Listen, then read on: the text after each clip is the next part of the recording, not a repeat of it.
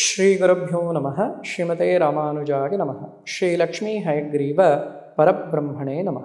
ನಾವು ಅನೇಕ ಬಾರಿ ಶರೀರದಲ್ಲಿ ಏನೋ ಒಂದು ನೋವಿದೆ, ಅದು ಯಾಕೆ ಬಂದಿದೆ ಅಂತ ಗೊತ್ತೇ ಇಲ್ಲ. ಬಹಳಷ್ಟು ಮಂದಿ ಹೇಳ್ತಾರೆ ಕೈಕಾಲು ಮೆಟ್ಲತ್ಬೇಕಾದ್ರೆ ನೋವಾಗುತ್ತೆ, ಮತ್ತು ಮಲಗಿರ್ತೀವಿ ಆದರೂ ಬಾಡಿ ಪೇಯ್ನ್ ಬರುತ್ತೆ, ಏನೋ ಕುತ್ತಿಗೆ ನೋವ್ತಾ ಇರುತ್ತೆ, ಸೊಂಟ ನೋವ್ತಾ ಇರುತ್ತೆ.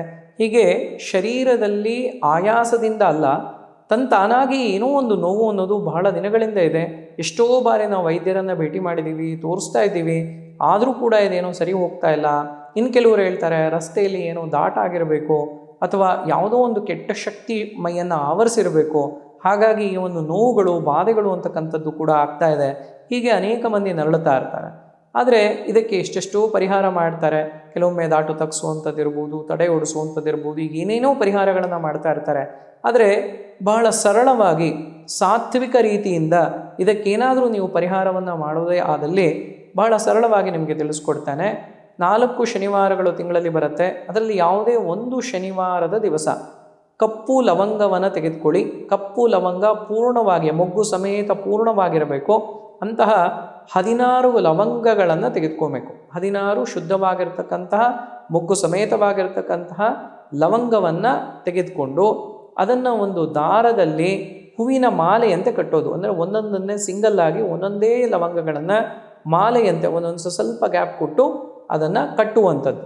ಆ ಕಟ್ಟಿದಂತಹ ಮಾಲೆಯನ್ನು ಶನಿವಾರ ದಿವಸದಲ್ಲಿ ಆಂಜನೇಯ ಸ್ವಾಮಿಯ ದೇವಸ್ಥಾನಕ್ಕೆ ತೆಗೆದುಕೊಂಡು ಹೋಗಿ ದೇವರಿಗೆ ಮಾಲೆಯನ್ನು ಹಾಕಿಸಿ, ನಿಮ್ಮ ಯಥಾಶಕ್ತಿ ಪೂಜೆ, ಪ್ರಾರ್ಥನೆ, ಅರ್ಚನೆ ಏನಾದರೂ ಕೂಡ ಮಾಡಿಸಿ ಪ್ರಾರ್ಥನೆ ಮಾಡಿಕೊಡಿ.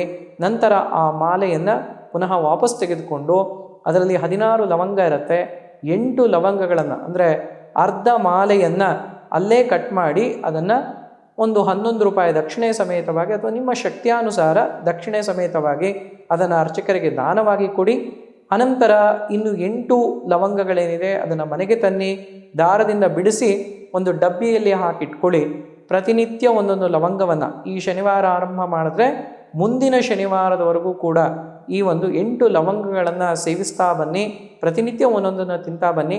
ನೀವು ಯಾವ ಬೆಳಗ್ಗೆ ತೊಗೊಂಡ್ರೆ ಬೆಳಗ್ಗೆನೇ ಪ್ರತಿನಿತ್ಯ ತೊಗೊಳ್ಳಿ, ಅಥವಾ ಸಂಜೆ ಆದರೆ ಸಂಜೆನೇ ತೊಗೊಳ್ಳಿ. ಹೀಗೆ 8 ದಿವಸಗಳ ಕಾಲ ತೆಗೆದುಕೊಳ್ಳಿ. ಮತ್ತು ಆ ತಿಂಗಳಲ್ಲಿ ಮತ್ತೆ ಇದನ್ನು ಮಾಡುವಂಥ ಅಗತ್ಯ ಇಲ್ಲ.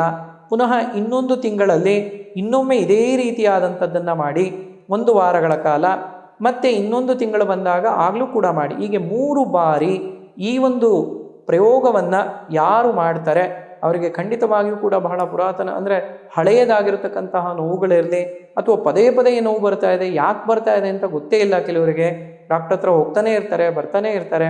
ಹೀಗೆ ಶರೀರ ದುರ್ಬಲವಾಗಿ ಬರ್ತಕ್ಕಂಥದ್ದಿರ್ಬೋದು, ಅಥವಾ ಗಾಳಿ, ಸೋಂಕು ಇತ್ಯಾದಿಗಳಿಂದ ಆಗ್ತಕ್ಕಂಥದ್ದಿರ್ಬೋದು, ಹೀಗೆ ತಾಂತ್ರಿಕ ಮಾಂತ್ರಿಕ ದೋಷದಿಂದ ಆಗಿರ್ತಕ್ಕಂಥದ್ದಿರ್ಬೋದು, ರಸ್ತೆಯಲ್ಲಿ ದಾಟಾಗಿ ಆಗಿರ್ತಕ್ಕಂಥದ್ದಿರ್ಬೋದು, ಹೀಗೆ ಯಾವುದೇ ರೀತಿಯಾದಂಥ ಸಮಸ್ಯೆಗಳಿದ್ದಾಗಿಯೂ ಕೂಡ ಆಂಜನೇಯ ಸ್ವಾಮಿಯ ಅನುಗ್ರಹ ಮತ್ತು ಆಶೀರ್ವಾದ ಆ ಲವಂಗದಲ್ಲಿ ಒಂದು ಅಪೂರ್ವವಾದಂಥ ಶಕ್ತಿಯನ್ನು ಅದಕ್ಕೆ ದಯಪಾಲಿಸ್ತಾರೆ. ಅದನ್ನು ನೀವು ತೆಗೆದುಕೊಂಡಿದ್ದೇ ಆದಲ್ಲಿ ಖಂಡಿತವಾಗಿಯೂ ಕೂಡ ನಿಮಗಿರ್ತಕ್ಕಂತಹ ಈ ಒಂದು ಸಮಸ್ಯೆ ಏನಿದೆ, ಬಹಳಷ್ಟು ಮಂದಿ ಇದನ್ನು ಹೇಳ್ತಾ ಇರ್ತಾರೆ, ಈ ಸಮಸ್ಯೆ ಏನಿದೆ ಇದರ ನಿವಾರಣೆ ಆಗಿ ಆರೋಗ್ಯ ಮತ್ತು ನೆಮ್ಮದಿ, ಸುಖ ಎಲ್ಲವೂ ಕೂಡ ಲಭ್ಯವಾಗುತ್ತೆ ಅಂತ ತಿಳಿಸ್ಬೋದು. ಸಮಸ್ತ ಸನ್ಮಂಗಳಾನಿ ಭವಂತು.